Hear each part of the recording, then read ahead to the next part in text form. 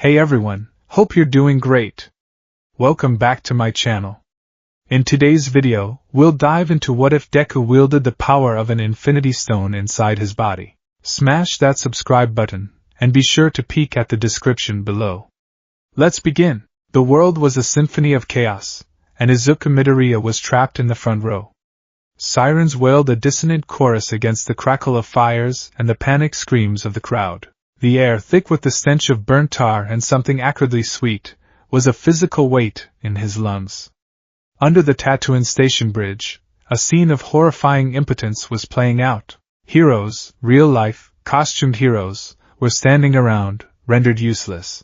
Kamui Woods was grappling with civilians, his wooden limbs, usually so dynamic, now employed in the mundane task of crowd control. Mount Lady, too large for the narrow underpass, could only fret from the street, her colossal form a monument to uselessness in this specific crisis. And Backdraft was fighting a losing battle against the fires the villain had started, his water cannons barely stemming the tide of destruction. It was all because of the villain. A monstrous, amorphous being of green sludge, its body a roiling, semi-translucent prison. It had two manic, yellow eyes floating in its gelatinous mass, and a grin that stretched far too wide, filled with stolen teeth. And inside that prison, kicking and exploding in a desperate, muffled struggle, was Katsuki Bakugo. Deku's blood ran cold. His feet were rooted to the pavement, his knuckles white where he clutched the strap of his yellow backpack. He had, mere minutes ago, been clinging to the leg of his idol, All Might, only to have his dreams systematically and kindly crushed on a rooftop. You cannot be a hero without a quirk. The words echoed in his skull, a funeral dirge for a life he'd never get to live. He'd just watched All Might capture this very villain, sealing it in a soda bottle. His fault. This was all his fault. If he hadn't clung to All Might, the villain would still be secure. Bakugo's explosions, usually so fierce and confident, were weaker now, muffled by the viscous sludge. They served only to ignite the surroundings, adding to the inferno. The heroes were shouting tactical jargon, none of it effective. "I can't get a grip on him," one of them yelled. "He's completely fluid. My quirk isn't suited for this kind of hostage situation," another added, frustration lacing his voice. Deku's mind, a machine honed by a decade of obsessive analysis, kicked into gear against his will. Sludge composition. Weaknesses? Likely susceptible to extreme temperatures. But Todoroki isn't here. Rapid dehydration? Backdraft is using water, making it worse. The eyes seem to be a solid point, a potential weak spot. But they're mobile, floating within the body. A precision attack is needed. Best Genist could probably constrict the core, but he's not here either. The liquid nature makes it invulnerable to blunt force. His brain supplied 1,000 reasons why it was impossible, 1,000 reasons why the pros were stumped, and then, through the chaos, he saw it. A moment of clarity in the swirling green nightmare. The sludge receded just enough to reveal Bakugo's face. His eyes, usually so full of arrogant fire, were wide with genuine, primal terror. They were pleading. Suffocating. And for a soul-crushing second, those terrified eyes locked directly with Deku's. Something inside Izuku Midoriya snapped. It wasn't a thought. It wasn't a plan. It wasn't a choice. It was an instinct. A primal scream from the deepest, most heroic corner of his soul that he thought had died on that rooftop. His legs, which had been frozen statues of despair, were suddenly moving. He scrambled under the police tape, the shouts of the heroes and civilians becoming a dull roar in his ears. "Hey! Kid! Stop! What is that idiot doing?" He didn't hear them. All he could hear was the frantic thumping of his own heart and the single, desperate thought that had taken over his entire being. Kakin is suffocating. He ran, his worn-out red sneakers slapping against the asphalt. The villain's massive yellow eyes swiveled to focus on him, its grotesque smile widening. "A new meat shield? You're a real hero," it gurgled, a wave of sludge lashing out at him. Deku dodged, his body moving with a desperate agility he didn't know he possessed. He unslung his backpack, his mind finally catching up to his body. "What am I doing? I have no quirk. I'm going to die." But another, stronger thought pushed it away. Page 25. The weaknesses of pressure point villains. Distraction. Buy time. With a scream of pure, unadulterated desperation, he swung the backpack and hurled it at the villain. It wasn't a powerful throw, but it was accurate. The corner of a thick hero analysis notebook jabbed directly into one of the villain's floating eyes. ARGH! The sludge monster roared, flinching.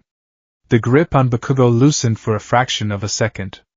It was the opening. Deku was already there, his small hands clawing uselessly at the slime. It was like trying to dig through thick, foul-smelling oil. It slipped through his fingers, resisting his every effort. "Kaken!" he screamed, his voice cracking. Bakugo's eyes were visible again, glaring at him. "What the hell are you doing here, Deku?" he choked out, his voice a hoarse whisper. "My legs, they just started moving." Deku sobbed, his face a mask of tears and terror. He kept digging, his nails scraping against nothing. You looked like you were asking for help." He didn't know why he said it. It was the truth, raw and unfiltered. And in that moment of absolute, hopeless sincerity, as he stared at the suffocating sludge covering his friend's mouth, a desperate, impossible wish formed in his mind. It was more than a wish. It was a demand screamed at the universe itself. He needs to breathe. Let him breathe, and for a single, imperceptible heartbeat, the universe obeyed. There was no sound. No flash of light. No one, not even Deku, consciously registered it. But in the space of a nanosecond, the thick, suffocating sludge covering Bakugo's mouth and nose underwent a fundamental change. Its molecular structure shifted. It was no longer a viscous, oxygen-depriving fluid. For that one instant, it became a pocket of perfectly breathable, harmless air. Bakugo, on the verge of blacking out, took a sudden, convulsive gasp. His lungs, starved for oxygen, filled with precious air. The fire in his eyes rekindled. The renewed strength surged through him, and he unleashed a powerful, concussive explosion right in the villain's core. The reality hiccup vanished as quickly as it had appeared. The air turned back into sludge, but the damage was done. The villain reeled, its grip faltering. But it was still too strong. It surged forward, intending to engulf Deku completely. This was it. This was the end. "I really am pathetic," a voice boomed, deep and resonant, cutting through the chaos like a thunderclap.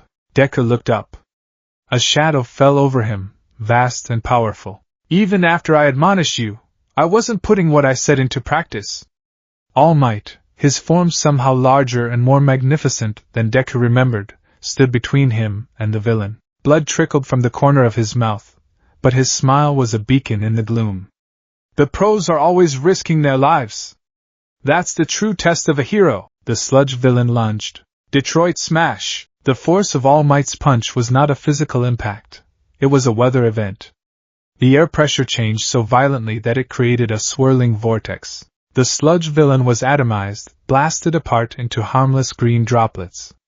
The sky, which had been clear, suddenly darkened as clouds formed from the sheer atmospheric displacement. And then, it began to rain. Deku was blown back, collapsing onto the wet asphalt, staring up at the man-made storm. He watched his idol, his hero, stand tall as the rain washed the filth from the street.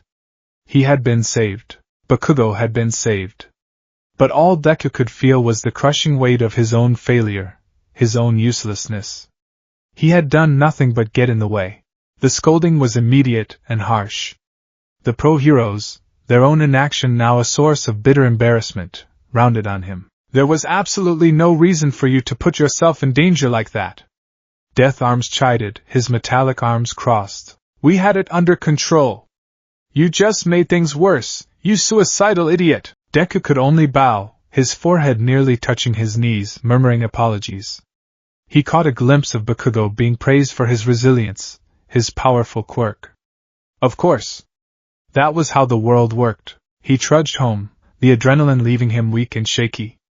The events of the day swirled in his head, the villain, his own mad dash, All Might's incredible power, the rooftop confession. His dream was dead. He was just a Zuka Midoriya, the quirkless, useless Deku. "DKU!" He flinched, turning to see Bakugo jogging to catch up to him, his usual sneer firmly in place. I never asked you for help. Bakugo snarled, his fists clenched. And you didn't help me. Got it? I was fine by myself. You're just a quirkless failure who got in the way. Don't you ever forget it. He spun around and stomped off, leaving Deku alone with his thoughts. He didn't even have the energy to feel hurt. Bakugo was right. He hadn't helped. He had just made a fool of himself. Let him breathe. The thought surfaced unbidden. Where had that come from? It was just a desperate cry. Nothing more. But he couldn't shake the image of Bakugo's sudden, life-saving gasp. It had seemed impossible. He shook his head, dismissing it. He was just trying to find some meaning in his own reckless stupidity. He was about to turn the corner to his street when a familiar, booming voice ripped him from his reverie. I am here! All Might, in his full, muscle-bound glory, zipped out from a side street, startling Deku so badly he yelped and fell over. All Might? What are you doing here? Deku stammered, scrambling to his feet. I've been looking for you, young man. I wanted to thank you, and to discuss your question from earlier. As he spoke, steam began to pour off his body. Oh, not good, not good, he muttered, and then, in a grotesque deflation, he shrank. The symbol of peace vanished, replaced by the skeletal, gaunt man Deku had seen on the rooftop. Deku shrieked again. My boy, please calm down, the man said, wiping a trickle of blood from his lips with a handkerchief. Let's talk. They ended up on a deserted side street, the setting sun casting long shadows. All Might, or rather, Toshinori Yagi, explained everything. He told Deku about the grievous injury that limited his time as a hero, about the ticking clock on his power. The reason I pushed you away earlier, Toshinori said, his voice soft but firm, is because the world of heroes is a dangerous one. I've seen it firsthand. But today I saw something incredible. Deku stared at him, his heart beginning to pound again. All the other heroes, myself included, were waiting. We were weighing the odds, looking for the perfect opening. But you, my boy, you, who are quirkless and had nothing to gain but your own death, you were the only one who moved. Toshinori's hollow eyes seemed to glow with an inner light. You acted because your body moved before you could think. And that, young man, is what makes a true hero. Tears welled in Deku's eyes, hot and unstoppable. He clapped his hands over his mouth, trying to stifle the sobs that racked his body. All the years of torment, of being told he was worthless, of clinging to a hopeless dream, they all came crashing down around him. I have judged you worthy, All Might declared, his voice regaining some of its familiar boom. He spread his arms wide. Young man, you can become a hero. Deku fell to his knees, his face buried in his hands, and wept. It was a cry of release, of disbelief, of overwhelming, earth-shattering joy. Then, All Might spoke the words that would irrevocably alter the course of his life, and perhaps, the course of reality itself. I deem you worthy of my power. My quirk is yours to inherit. Deku looked up, his tear-streaked face a mask of confusion. Inherit? What do you mean? You think I'm just naturally this strong? Ha! Toshinori laughed, a wheezing, rattling sound. He held up a hand, clenching it into a fist. My quirk was passed on to me, like a sacred torch, and I, in turn, must pass it on. He revealed the name of the power, a name that would become Deku's life, one for all. A quirk that stockpiled power, passed from one generation to the next, a crystallized form of courage and the will to save others. And now, young Midoriya, Toshinori said, his gaze intense. It is your turn. But it will not be easy. You must first forge your body into a worthy vessel. An unprepared body would explode from the strain. He laid out the plan. 10 months of grueling physical conditioning. 10 months to turn Izuku Midoriya's scrawny, unassuming frame into a container capable of housing a supernova. It started the very next day at Dagoba Municipal Beach Park, a stretch of coastline that had become an illegal dumping ground over the years, choked with mountains of rusted metal, broken appliances, and forgotten trash. Your goal, All Might announced, standing atop a broken refrigerator, his muscles bulging, is to clean this entire section of the beach. This will be your workout regimen, your community service, and your first step to becoming a hero. And so it began.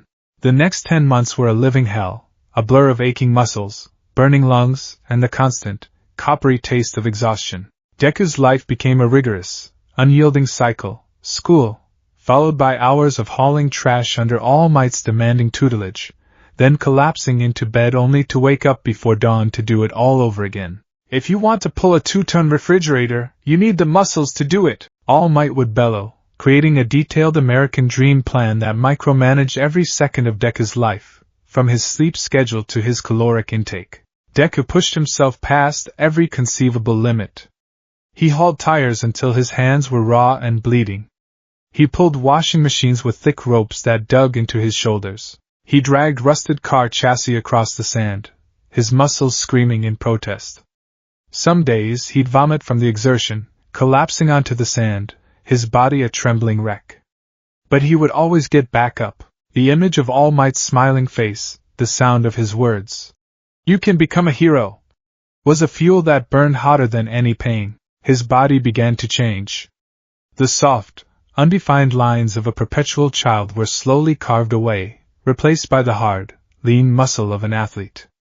He grew taller, his shoulders broadened. He was still small for his age, but there was a new density to him, a core of strength that hadn't existed before. It was about 6 months into the training, on a particularly grueling afternoon, that the second glitch occurred. The sun was setting, painting the sky in hues of orange and purple. Deku had just finished dragging a massive, waterlogged sofa to the junk pile. He was utterly, profoundly spent. His vision was swimming, and a dull ringing filled his ears. He collapsed onto the newly cleared patch of sand, his chest heaving. His gaze fell upon a pile of smaller electronics he was meant to sort next. On top lay a small, portable television from the last century, its screen a spiderweb of cracks. He stared at it, his mind a foggy swamp of exhaustion. He was so tired, so bored of the endless, back-breaking labor. For a fleeting second, a childish thought drifted through his mind. "I wish I could just watch something. Just for a minute. I wish it wasn't broken." FZCT. A spark of static electricity, impossibly bright, arced from the television's antenna. Deku's eyes widened slightly. He must be more tired than he thought. And then, the impossible happened. The spiderweb of cracks on the screen began to reverse.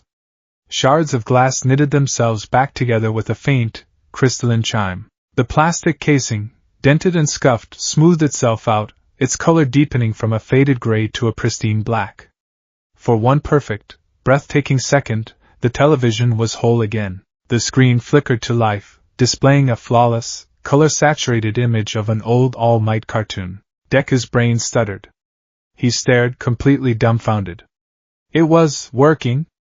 How? Crack shatter? As if reality had suddenly noticed its own mistake and corrected it with extreme prejudice, the television screen didn't just crack again, it exploded. A shower of glass and plastic erupted outwards, and the set fell apart into a pile of smoking, ruined components, far more destroyed than it had been before. Deku scrambled back, a yelp escaping his lips. He stared at the wreckage, his heart hammering against his ribs. What was that? "What's all the noise, young Midoriya?" All Might called, jogging over. "Did something fall?" Deku pointed a trembling finger at the smoldering pile. The TV, He trailed off. How could he possibly explain what he just saw? It fixed itself and then exploded?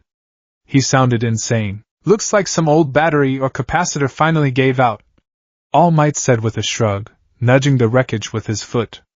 "Nasty stuff. Be careful with the old electronics." Deku nodded numbly. Of course. That had to be it. A chemical reaction. A freak accident. It was the only logical explanation. The other explanation, that a broken object had responded to his idle wish, was pure fantasy. He was hallucinating from overwork. That had to be it. He went back to work, but a new, unsettling feeling had taken root in him. He started noticing things. A cold tingling under his skin when he was pushed to his absolute physical limit. A strange, low hum in the back of his hearing that no one else seemed to notice, like the thrum of a distant, alien machine. He tried to ignore it, burying the sensations under more work, more pain, more determination. It was just fatigue. It was just his imagination. Finally, the day of the UA entrance exam arrived. 10 months of hell had culminated in this one morning. Deku stood on the beach, the rising sun at his back. Before him stretched a pristine, beautiful coastline. Every last scrap of trash was gone. He had done it. He stood atop the final, massive pile of compacted metal, and he roared at the sunrise, a cry of victory and defiance. All Might, in his skeletal form, recorded it on his phone, tears of pride in his eyes. Incredible work, my boy! Truly incredible! He walked over to Deku, a proud, fatherly smile on his face. You have forged your body into a fine vessel. It is time. All Might plucked a single strand of his golden hair. No, he said, holding it out to the stunned boy. Eat this. Deku's brain blue-screened. Huh! To inherit my power, you have to ingest some of my DNA. This is the quickest way. All Might insisted, his smile unwavering. Hesitantly, with a look of profound bewilderment, Deku took the hair and swallowed it. For a moment, there was nothing. He felt the same. Disappointed, he thought he might have failed. It'll take a little while to digest, All Might explained. Don't worry.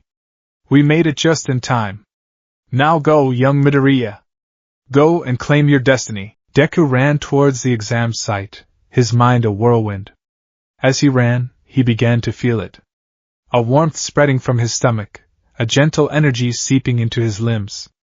It was subtle at first, like a pleasant buzz, but as he got closer to the UA gates, the feeling intensified. It was one for all, settling into his body, and it was magnificent. It felt like a galaxy of green lightning had been poured into his veins. He could feel the echoes of past users, a chorus of voices whispering encouragement, their collective will a warm, protective blanket.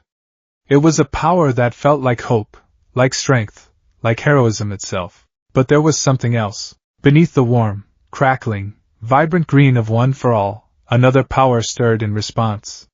It was not warm. It was cold, chillingly so. It was not a crackling lightning storm. It was a deep, silent, crimson ocean. It didn't feel like hope. It felt ancient, alien, and utterly, terrifyingly neutral. Where OFA was a symphony of human will, this other thing was a single, impossibly low bass note that vibrated at the very core of his existence, a hum that felt like the background radiation of the universe. The two powers swirled inside him, a tempest of emerald light and ruby darkness. OFA seemed to wrap around the crimson presence, containing it, suppressing it, but not erasing it. The cold, alien power pulsed against its confinement, a caged beast awakened by the arrival of a new warden. Deku stumbled, gasping, leaning against the wall. The sensation was overwhelming. He clutched his chest, his knuckles turning white. All Might, he whispered to himself, his voice trembling. You didn't say it would feel like this. He thought about mentioning it, about calling his mentor and asking if it was normal to feel like his soul was being split between a benevolent god and a cosmic horror. But he stopped himself. This was his one chance. His only chance. What if he said something, and All Might decided he was an unsuitable vessel after all? What if he took the power back? The fear was a cold spike in his gut. No. He couldn't risk it. This was just how One for All felt. It had to be. He was just the 9th user. Who was he to question the sensation? He would bear it. He would master it. He took a deep breath, pushed the terrifying feeling down, and walked through the gates of UA High, his new, secret storm raging within him. The exam was a disaster and a triumph. He couldn't access the power, and then, to save the kind girl with the gravity quirk, he unleashed it all at once. The feeling of One for All exploding from him was indescribable, but he also felt that crimson undercurrent surge with it, a discordant, screeching harmony that seemed to amplify the recoil. The result was a shattered arm, 2 shattered legs, and 0 villain points. But he had saved someone. He had acted like a hero. Weeks later, the letter arrived. He holed up in his room, trembling as he opened it. A small metal disc fell out, projecting a hologram of All Might. I am here as a projection. All Might explained that his heroic act, his willingness to sacrifice himself for another, had earned him rescue points. You have passed, young Midoriya. Welcome to your Hero Academia. Deku stared, tears streaming down his face. All Might gave him a final thumbs up and the projection faded. He had done it. He had actually done it. He was going to UA. He stood up, his body still aching from Recovery Girl's work but his heart soaring higher than it ever had before. He walked to the small mirror on his wall, looking at his own reflection. He saw a boy with tear-filled, joyous green eyes, a boy who had been given the impossible. He smiled, a wide, genuine grin. For one single, solitary frame of time, the reflection smiling back at him did not have green eyes. They were red, a deep, luminous, unnatural ruby red, glowing with a cold, ancient light. They held no joy, no tears, no emotion at all. They were the eyes of something else, something looking out from behind his face. Deku blinked. The image was gone. His eyes were his own again, green and watery. He stared, his smile faltering. He leaned closer, searching his reflection, but there was nothing there. Just him. Just freckled, green-eyed Izuku Midoriya. He dismissed it. A trick of the light. The tears in his eyes. Another hallucination. But then he felt it. The cold tingling under his skin, no longer just a faint hum but a distinct, chilling thrum. It felt like liquid nitrogen flowing through his veins, a stark contrast to the lingering warmth of OFA. It wasn't a hallucination. It wasn't his imagination. It was real. And it was inside him. He looked at his hands, a sudden, profound dread beginning to eclipse his joy. He had inherited the power to be a hero. But somewhere, in the desperate chaos under a bridge, in a moment he hadn't even noticed, he had become host to something else entirely. And he had no idea what it was. The bus rumbled along the highway, a yellow cocoon filled with the excited chatter of teenagers on the verge of greatness. For the students of Class 1A, the trip to the Unforeseen Simulation Joint, or USJ, was more than a field trip. It was their first real taste of advanced hero training. The air buzzed with anticipation, with Kirishima loudly proclaiming how manly their rescue training was going to be, and Kaminari trying, and failing, to flirt with Gyro. Izuku Midoriya sat wedged between the window and a nervously vibrating Mineta, a small smile on his face that didn't quite reach his eyes. Outwardly, he was just as excited as everyone else. He was at UA. He was wearing his hero costume, a green jumpsuit that was a heartfelt, if slightly goofy, tribute to his idol. He was about to be taught by the space hero, 13. It was everything he had ever dreamed of. But beneath the surface, a cold dread coiled in his gut. It had been weeks since he'd inherited One for All, weeks since his world had been filled with the warm, crackling emerald energy of his predecessors. That power felt like a promise, a legacy of hope he was now part of. Yet, it was no longer alone.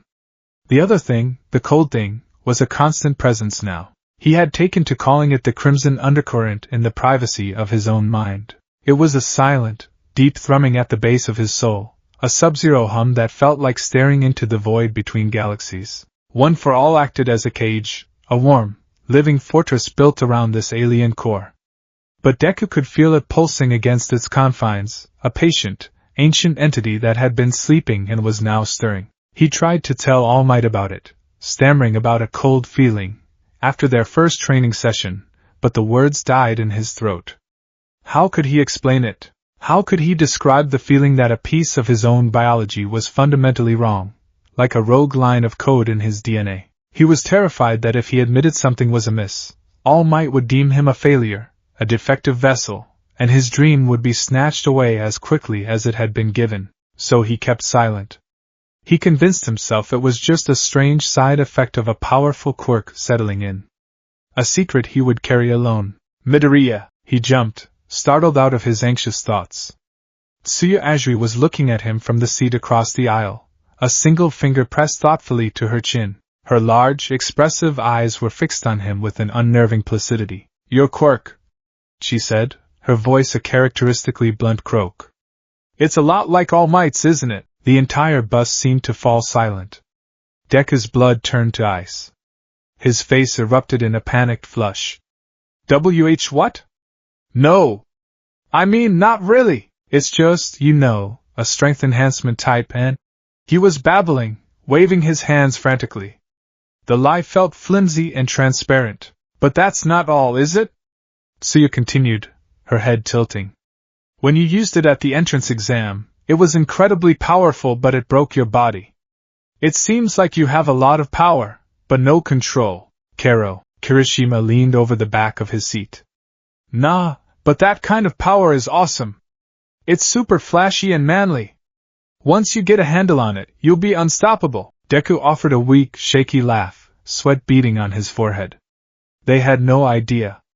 They saw a powerful, unstable quirk. They didn't feel the crimson tide rising within him, whispering promises of something else. Something that wasn't about strength or heroism. Something that felt like rewriting the rules of the game entirely. Their teacher, Shota Aizawa, his voice a tired drone from the front of the bus, cut the conversation short. We're here. Stop messing around. The bus pulled up to an enormous, domed structure that looked like it had been teleported from a sci-fi epic. As they stepped out, they were greeted by the iconic, bubble-helmeted form of 13. Hello, everyone. I've been waiting for you, the hero announced, their voice modulated and friendly. The students gasped in collective awe.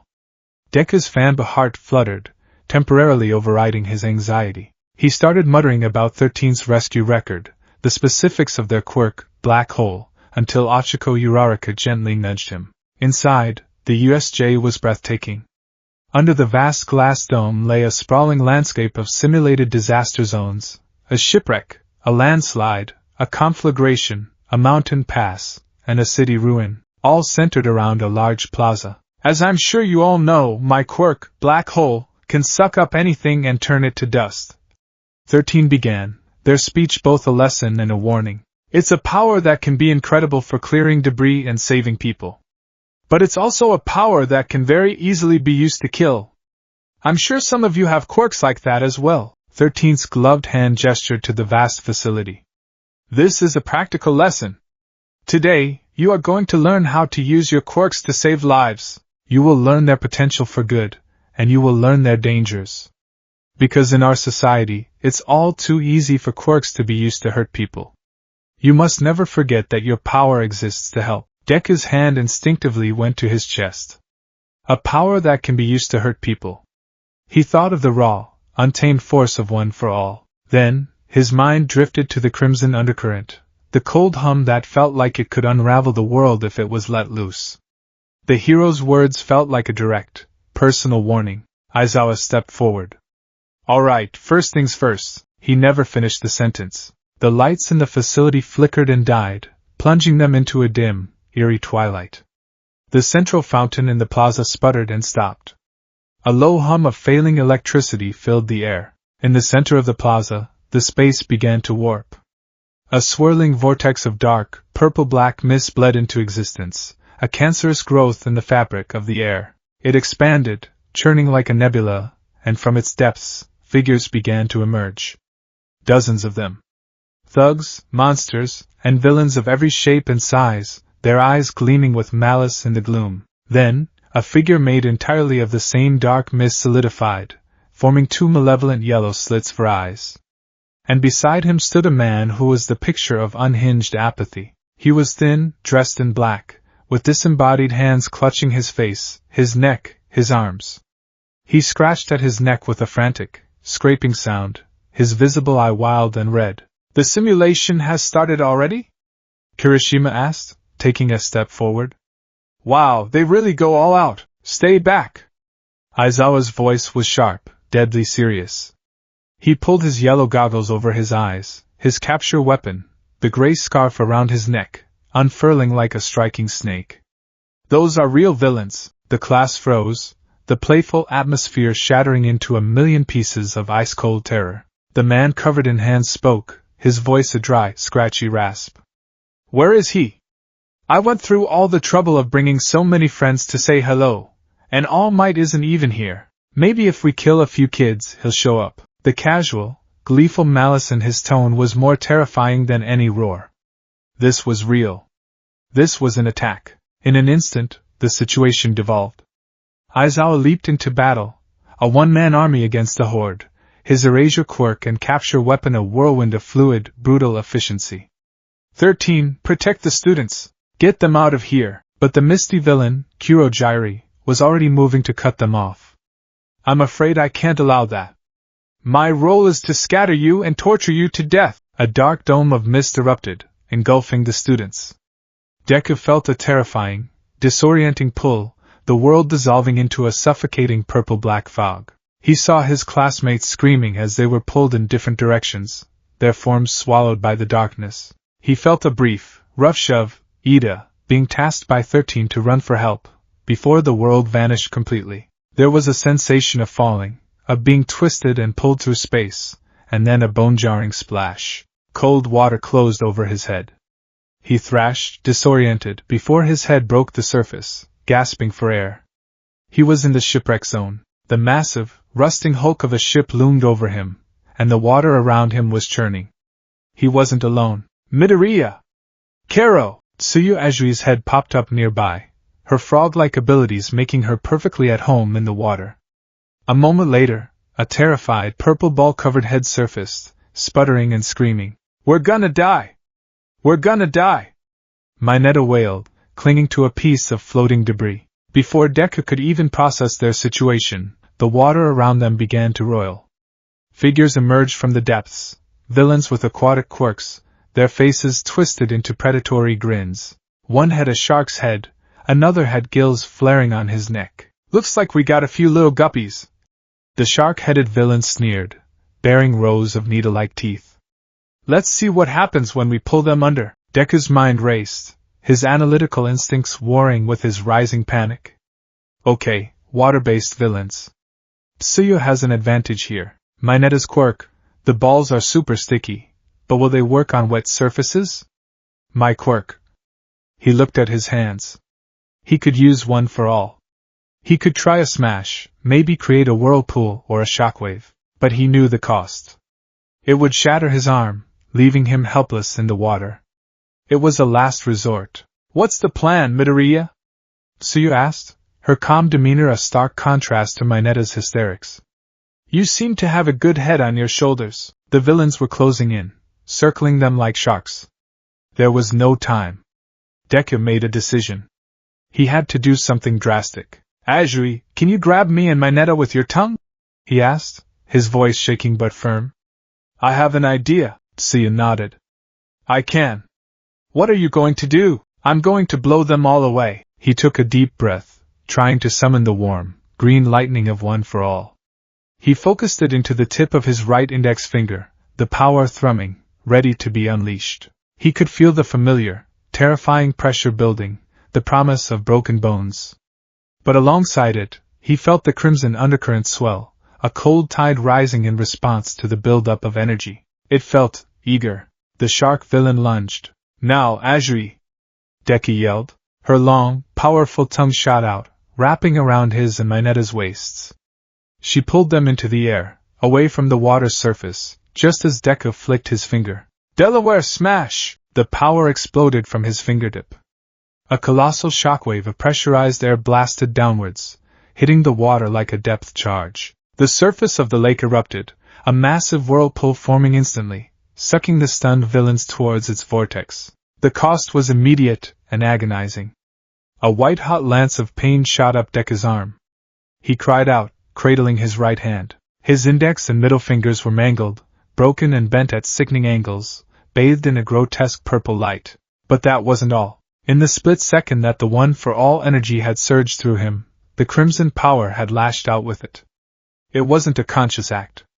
It was a reflex and echo. For a fraction of a second, a ripple of ruby-red energy, almost invisible against the churning water, spread from the point of impact. The shark villain, caught near the edge of the direct blast, had been trying to regain his footing on a submerged piece of the ship's wreckage. As the red ripple passed over him, the water beneath his feet underwent a horrifying, impossible transformation. It shimmered, its fluid motion ceasing.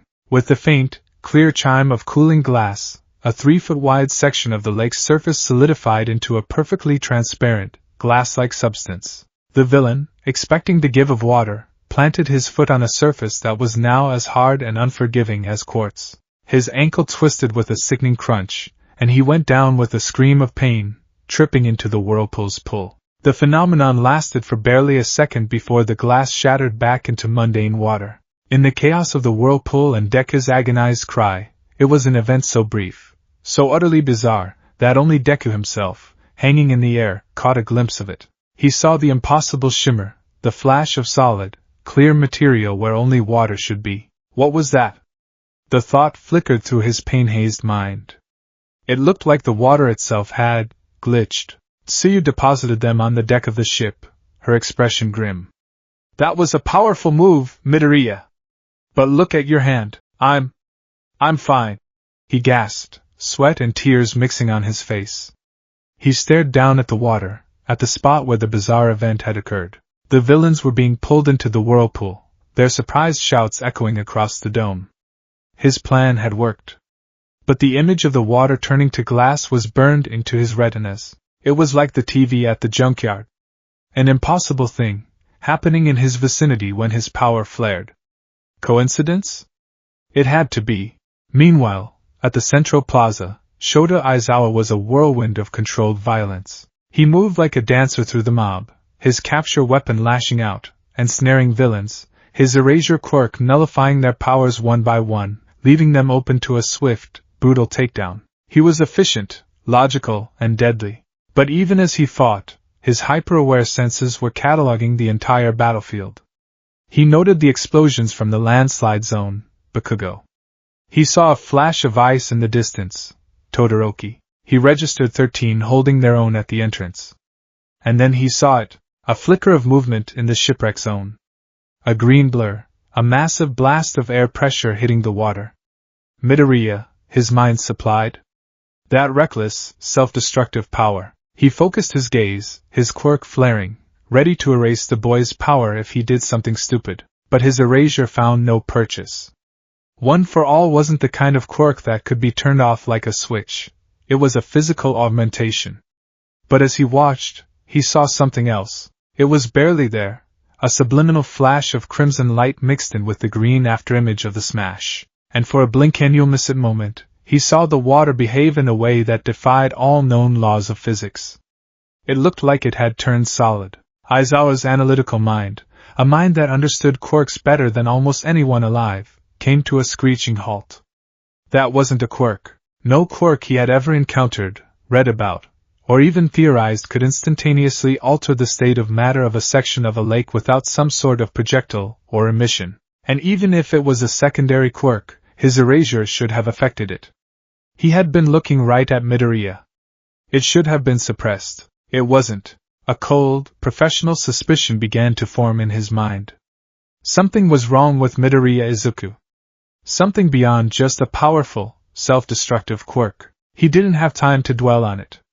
The man with the hands, Shigaraki, was rushing him. Aizawa dodged, but the villain was fast. His hand brushed Aizawa's elbow. The cloth of his costume disintegrated into dust. A disintegration quirk, Aizawa realized, his blood running cold. One touch, and he was dead. Before he could react, a monstrous shape blurred past him.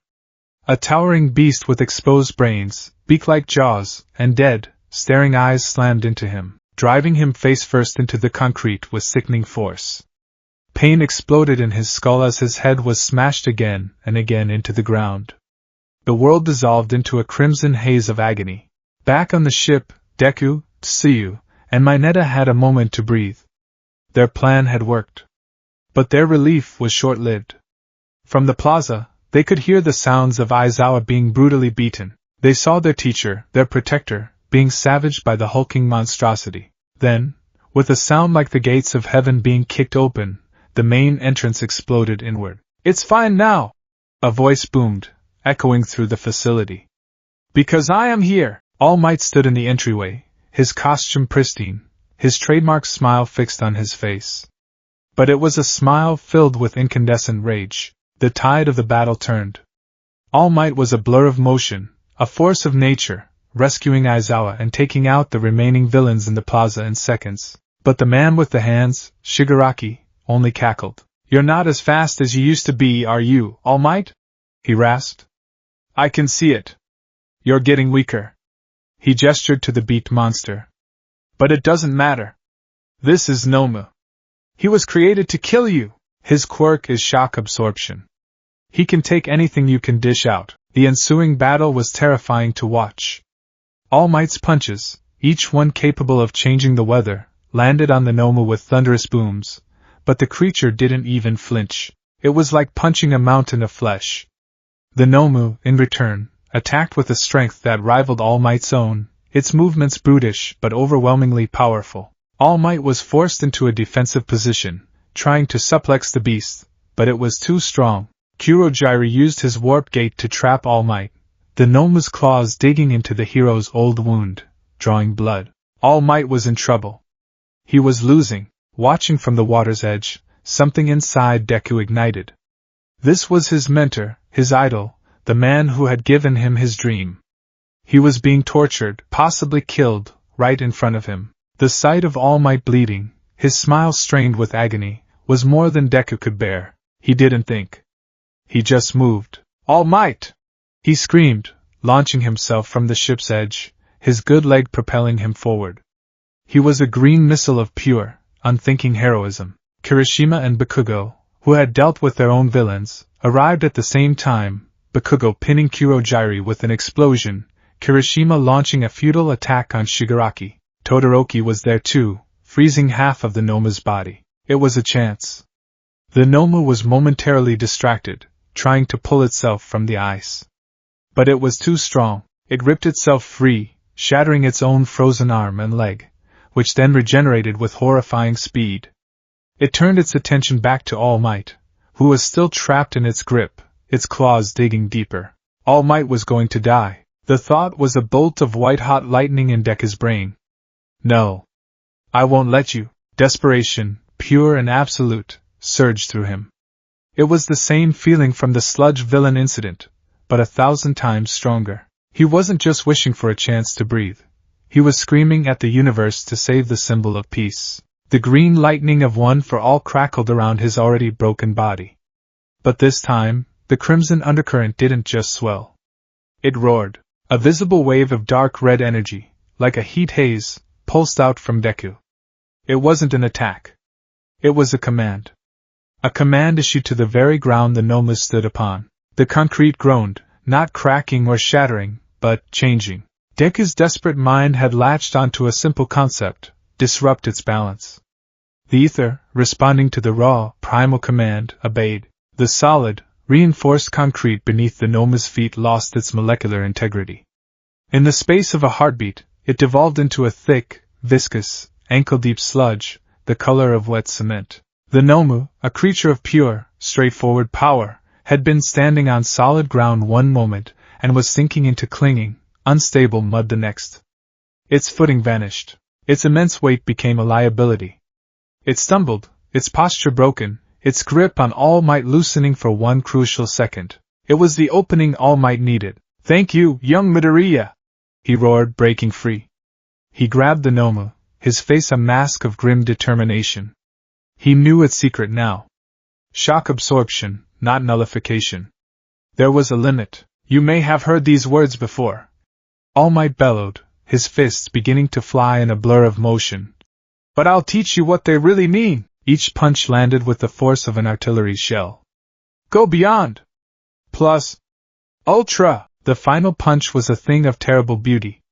It carried not just the power of All Might, but the combined, stockpiled might of One for All. It hit the Nomu square in the chest, overpowered its absorption limit, and sent the monster careening out of the USJ. It smashed through the dome's roof and vanished into the sky, a man-made meteor. The resulting wind pressure was catastrophic. Everyone was blown back. Deku, his body already broken and now utterly spent from his emotional and physical outbursts, was sent tumbling, his vision fading to black as the pros finally arrived. His first sensation was the sterile, antiseptic smell of the nurse's office. His second was the gentle, grandmotherly chiding of Recovery Girl. Honestly, you young heroes. You and All Might, you're both determined to give me a heart attack. She sighed, planting a soft kiss on his forehead. Her healing quirk flowed through him, a warm, mending energy. The sharp, agonizing pain of his broken fingers and the stress fractures in his legs began to recede, replaced by a profound, bone-deep exhaustion. But as her quirk went to work, she frowned. She put her stethoscope to his chest, then to his arm where OFA's power had been most concentrated. Her brow furrowed in deep concentration. Strange, she muttered. Is something wrong? Deku asked, his voice hoarse. Your cellular structure is bizarrely unstable, she said, more to herself than to him. When I heal broken bones, my quirk accelerates the body's natural regenerative process. It uses the patient's own energy to do it. But your cells, it's like they're forgetting their proper form. They seem to be in a state of flux. My quirk has to not only heal the damage, but actively remind them what they're supposed to be. It's taking far more energy than an injury this severe should. Deku's heart hammered in his chest. Forgetting their proper form. The crimson undercurrent. Later, after Deku had been moved to a proper hospital bed for observation, he overheard Recovery Girl speaking in hushed, urgent tones to a gaunt, skeletal Tashinori Yagi in the hallway. This is not normal, Tashinori, she said, her voice sharp with worry. The backlash from One for All is one thing. I've seen it in you. Broken bones, torn ligaments. But this is different. This is on a cellular level. It's like his body is trying to unravel. There is something fundamentally wrong with that boy beyond just having a quirk too powerful for his body. You need to be careful. This power, it might be interacting with something else inside him. Something I can't identify. Deku squeezed his eyes shut, feigning sleep. Something else inside him. She knew. She didn't know what, but she knew. The secret was getting heavier, threatening to crush him. That night, in the sterile quiet of his private hospital room, Deku lay awake. The moon cast a pale, silver light through the window. The events of the day played over and over in his mind like a broken film. The villains. Aizawa's broken body. All Might's blood. And the glitches. The water turning to glass. The ground turning to mud. He was an analyst at heart. He thrived on data, on patterns. And the pattern was undeniable. Event 1, Sludge Villain. Desperation, Kaka needs to breathe. Result, Sludge becomes air for a second. Event 2, Junkyard. Idle wish. I wish this TV worked. Result, TV repairs itself, then explodes. Event 3, USJ Shipwreck. Action, Delaware Smash. Desperation, have to stop them. Result, water turns to glass. Event 4, USJ Noma. Desperation, All Might is going to die. Result, ground turns to mud. The common denominator wasn't One for All. The common denominator was him. His emotional state. His desperate will. The world itself was bending around his strongest desires. It wasn't a coincidence. It wasn't a hallucination. He held up his left hand, the one that wasn't bandaged, in the moonlight. He closed his eyes and focused, not on the warm green lightning of his new quirk, but on the other thing, the cold, silent, crimson ocean. He dredged it up from the depths of his soul, pulling on the sensation of ancient coldness, the feeling of the void. He opened his eyes and stared at his arm. It started as a faint, red shimmer on his skin, like a heat haze. Then, the shimmer coalesced. A faint, liquid-like, ruby-red energy, no thicker than a thread, oozed from the pores of his forearm. It didn't burn. It didn't crackle with power. It moved with a slow, sinuous grace, like a drop of ink in water. The crimson ichor snaked around his arm, forming a delicate, glowing spiral from his wrist to his elbow. It felt profoundly cold, and the air around it seemed to warp, the moonlight bending strangely as it passed through. It was terrifying. And it was beautiful. Deku stared at his own arm, at the impossible, cosmic power coiling around it, a living manifestation of the force that had bent reality to his will. His breath hitched. A single, horrified gasp escaped his lips. The red energy vanished, sinking back into his skin as if it had never been there. The coldness receded, leaving only the faint warmth of his own blood. But the knowledge remained. It wasn't a side effect. It wasn't a quirk of One for All. It was him. The glitches, the impossible phenomena, the power that had terrified Recovery Girl and had gone completely unnoticed by everyone else. It was coming from him. He looked at his hand in the pale moonlight, no longer seeing the hand of a boy who had inherited a heroic legacy. He saw the hand of a monster. a glitch in reality. And for the first time, a new and terrible question eclipsed all others: what am I? The office of Principal Nizu was a place of quiet, calculated intellectualism. One wall was a panoramic window offering a stunning, sun-drenched view of the UA campus. Another was lined floor to ceiling with books on every conceivable subject, from quantum physics to strategic philosophy. In the center of the room, a low table held a delicate porcelain tea set from which the faint, calming scent of chamomile emanated. It was a room designed to put people at ease, a testament to Nizu's belief that a calm mind was a rational one. Today, however, the atmosphere was anything but calm. The only light came from a massive, high-resolution monitor that dominated the third wall, casting a cold, sterile glow on the three figures gathered before it. The air was thick with a tension that the fragrant tea could not dissipate. On the screen, a scene of brutal chaos was paused on a single, crystalline frame. It was security footage from the USJ's shipwreck zone. In the image, Izuka Midoriya hung suspended in the air by Tsuyu Ajui's tongue, his arm outstretched, his face a mask of pain. Below him, the water, which should have been a churning mess, displayed an impossible anomaly. A circular patch of it was perfectly, unnaturally solid, gleaming like a pane of flawed glass under the facility's emergency lighting. A villain with shark-like features was captured mid-fall, his ankle bent at an obscene angle where he had stepped on the aberrant surface. "Run it again," Shota Aizawa commanded, his voice a low, tired rasp. He sat hunched in a chair, his arm in a sling and bandages still peeking out from under his capture weapon. His eyes, though weary, were sharp and missed nothing. Principal Nizu, a creature that could be a mouse, a bear, or a dog, depending on one's perspective, took a delicate sip of his tea. With a click of a button on his console, the video rewound and played again in painstaking slow motion. They watched the green flare of One for All erupt from Midoriya's finger. They watched the concussive force create a whirlpool. And they watched the almost subliminal, blink and you miss it ripple of crimson energy that followed, the ripple that precipitated the impossible event. Audio forensics confirm a high-frequency resonance at the moment of state change. Nizu commented, his tone one of cheerful, academic fascination that was deeply unsettling. It sounds almost like a tuning fork, but on a frequency well beyond human hearing. A crystalline chime, one might say. Toshinori Yagi, looking more skeletal and haunted than ever in his deflated form, stood with his arms crossed, his hollow eyes fixed on the screen. He watched his successor, his boy, and felt a chasm of dread opening in his stomach. "It must be a facet of One for All," he insisted, his voice lacking conviction. "A previously unknown aspect. The quirk is a mystery, even to its users." "No," Aizawa stated flatly, not taking his eyes off the screen. "I was watching him, Toshinori. The moment he used his power, I had my eyes on him, my quirk active. Erasure should have suppressed anything that wasn't a simple mutation or physical enhancement. One for All is a stockpiling, energy discharge quirk. I can't erase the accumulated strength. But if it had a secondary emission-type ability, a power that actively transmutes matter, I should have been able to negate it. I felt nothing.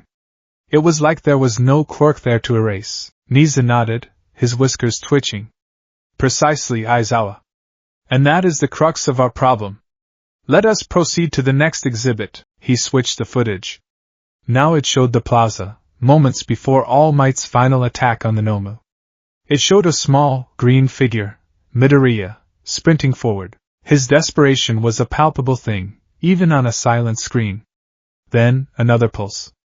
This one was more visible, a heat haze of red that distorted the air around him for a split second. The ground beneath the Nomu, solid reinforced concrete designed to withstand hero training, buckled and liquefied into a thick, sucking mire. "Here, the violation is even more egregious," Nizu said, gesturing with his paw. "The instantaneous and localized liquefaction of several tons of concrete without a corresponding energy release defies the laws of thermodynamics. The water incident could, with a great deal of scientific charity, be explained as a flash freezing and subsequent shattering, though the temperature change required would have been enormous. But this is a fundamental alteration of material properties. It is, to put it bluntly, a violation of the known rules of our universe." Toshinori ran a hand over his gaunt face. "What are you saying, Nizu?" The principal's cheerful demeanor finally slipped. He turned, and the black, beady eyes held a chilling seriousness. I am saying that whatever power Midoriya Izuku used at the USJ, it is very likely not a quirk. The silence in the room was absolute, broken only by the low hum of the monitor. A power that wasn't a quirk. In their world, that was a concept as alien as a new primary color. We need to speak with him, Aizawa said, his voice grim. Now. We need to know what we're dealing with. Toshinori nodded slowly, the weight of his legacy, and the terrifying new variable attached to it, pressing down on him. I'll go get him. Izuku Midoriya sat in the classroom, trying to focus on present mixed English lesson, but the words were just a meaningless buzz. His mind was a maelstrom. In the days since the USJ attack, he had been hailed as brave, along with Kirishima, Todoroki, and Bakugo. But he felt no pride. All he felt was annoying, ever-present fear. The memory of the crimson energy coiling around his arm in the hospital room was burned into his mind. He had tried to summon it again in the privacy of his bedroom, and to his horror, he'd succeeded. A small, silent, ruby-red orb, cold to the touch, had hovered over his palm for 3 seconds before he'd lost his nerve and let it dissipate. It was real. It was controllable. And it was his. His notebooks, once a source of comfort and joy, now felt inadequate. Hero Analysis for the Future, Volume 13 lay open on his desk, but his pen was hovering over a fresh, new notebook he'd bought on the way to school. It was plain black, with no title. He didn't know what to call it yet. He only knew that it would not be for analyzing heroes. It would be for analyzing himself. Midoriya Izuku. He jumped as the classroom door slid open and All Might, in his skeletal form, poked his head in. Principal Niza would like a word with you. Please come with me. A hush fell over the class. Every eye turned to him. Ida looked concerned, Uraraka confused. Bakugo, from across the room, narrowed his eyes, a flicker of suspicion in his gaze. Deku's heart plummeted into his stomach. This was it. They were going to expel him for his recklessness. Or worse. They had found out. He didn't know how, but they had found out about his secret, about the lie of his quirk. He followed Toshinori through the silent, sunlit hallways of UA, each step an eternity. The dread was so thick he could barely breathe. They didn't go to Niza's office. Instead, Toshinori led him to a small, featureless room used for counseling and, occasionally, disciplinary hearings. It was painted a sterile white, furnished with only a simple metal table and 3 chairs. Aizawa was already there, his expression unreadable. Principal Niza sat on the table, a thermos of tea beside him. Please have a seat, Midoriya-kun, Niza said, his voice polite. Deku sat, his hands trembling in his lap. First, let me commend you for your bravery at the USJ. The principal began. Your quick thinking in the shipwreck zone and your intervention in All Might's battle were instrumental in preventing further tragedy. Deku bowed his head. Thank you, sir. However, Niza continued, his tone shifting subtly. We have reviewed the security footage of the incident in minute detail, and we have some questions about the unusual phenomena that seem to occur in your vicinity. Deku's blood ran cold. Let's start with the shipwreck zone. Aizawa cut in, his voice devoid of patience. You used a powerful force to create a whirlpool. We understand that part. What we don't understand is how a section of the lake's surface momentarily solidified into a glass-like substance, causing a villain to trip. Deku stared, his mouth suddenly dry. He opened it to speak, but no words came out. A lie. He needed a lie. It was a reflection. The light was weird. The villain just slipped. Don't bother, Aizawa said, as if reading his mind. We have multi-angle, high-resolution footage. It wasn't a reflection. The material exhibited properties of a solid for approximately 1.3 seconds before shattering. Now, let's talk about the plaza. The ground beneath the Nomu.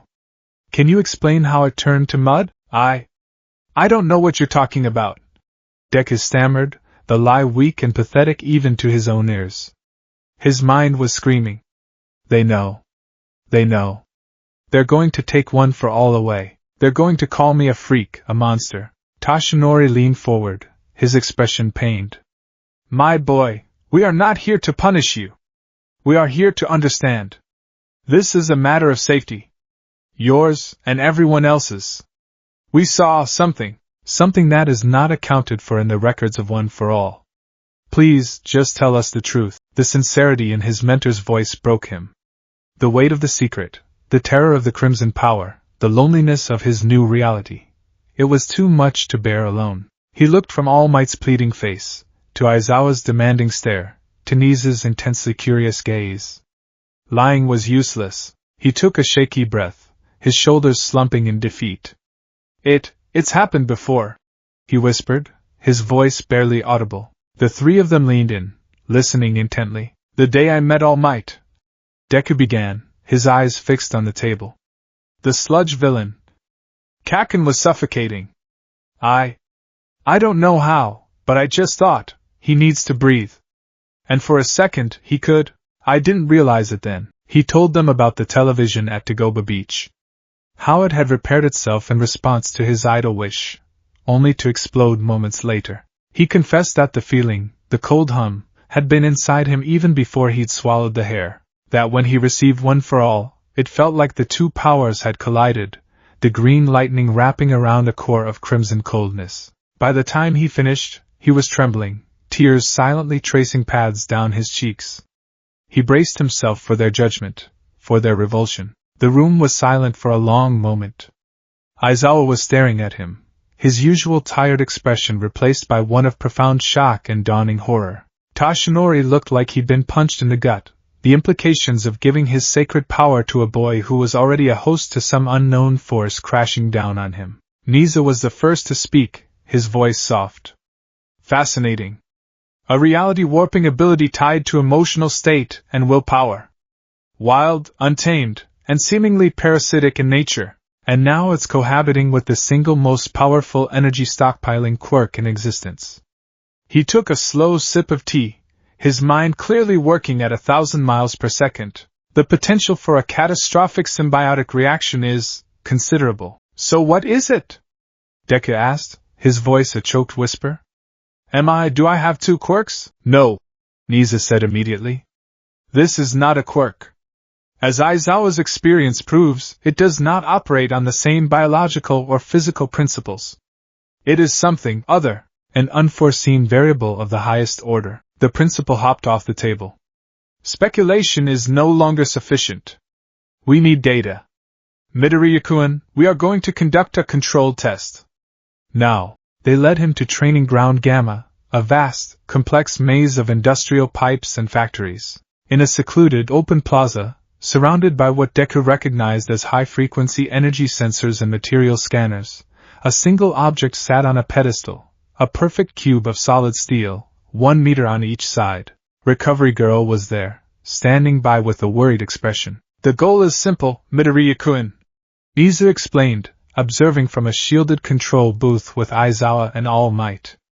We want you to replicate the effect you had on the concrete. We want you to try and alter the shape of this cube.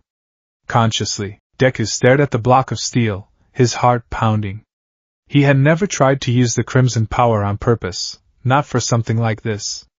The orb he'd made had been an accident of focus. This was different. This was a command. He closed his eyes, taking a deep breath. He ignored the warm, familiar crackle of One for All. Instead, he reached deeper, into the cold, silent ocean within. He pulled on the thread of the ether, the name the dream voice had given it. The coldness seeped into his limbs. He opened his eyes and focused on the cube. He didn't just look at it. He analyzed it. His mind, the same mind that could deconstruct a hero's quirk in seconds, turned its full attention to the inanimate object. Steel. An alloy of iron and carbon. Crystalline lattice structure, body-centered cubic. Strong metallic bonds formed by a sea of delocalized electrons. Density, 7.85 grams per cubic centimeter. He didn't just think the words. He visualized it. He saw the atoms in their rigid, ordered pattern. He felt their molecular bonds, the immense energy holding them together. And then, he issued a command not with his voice, but with his will. A simple, impossible instruction to the fabric of reality itself. The bonds are weaker. The structure is fluid. Be clay. For a moment, nothing happened. He pushed harder, pouring his focus, his will, his very essence into that single command. A sharp, splitting pain erupted behind his eyes, like a migraine made of ice, and the cube began to change. It didn't melt. It didn't bend. It flowed. The sharp corners softened. The flat surfaces began to ripple and warp, as if the steel had the consistency of thick, cooling magma. A low, resonant hum filled the air, the same crystalline chime Nisa had isolated from the ESJ footage, but clearer, purer. Deku gritted his teeth, sweat pouring down his face. The headache intensified, and a wave of nausea washed over him. He pushed, forcing the cube to twist, to contort into an impossible, spiral shape. In the control booth, the three teachers watched in stunned silence. The sensors were going haywire, displaying readings that made no sense. There's no heat, Aizawa breathed. No radiation. No kinetic force being applied. It's just changing. The energy readings are paradoxical, Nisa muttered, his eyes wide. It's like it's borrowing potential energy from an unknown dimension and using it to rewrite local physical laws. Deku gave one final, desperate push of will.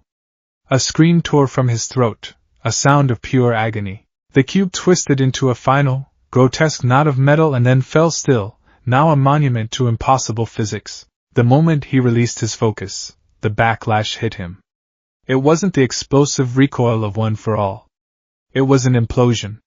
He collapsed to his knees, clutching his head, a nosebleed starting, thick and dark. A network of thin, crimson cracks, glowing with a faint, internal light, spiderwebbed across the skin of his arms and face. They looked like fissures in porcelain, revealing a ruby inferno beneath.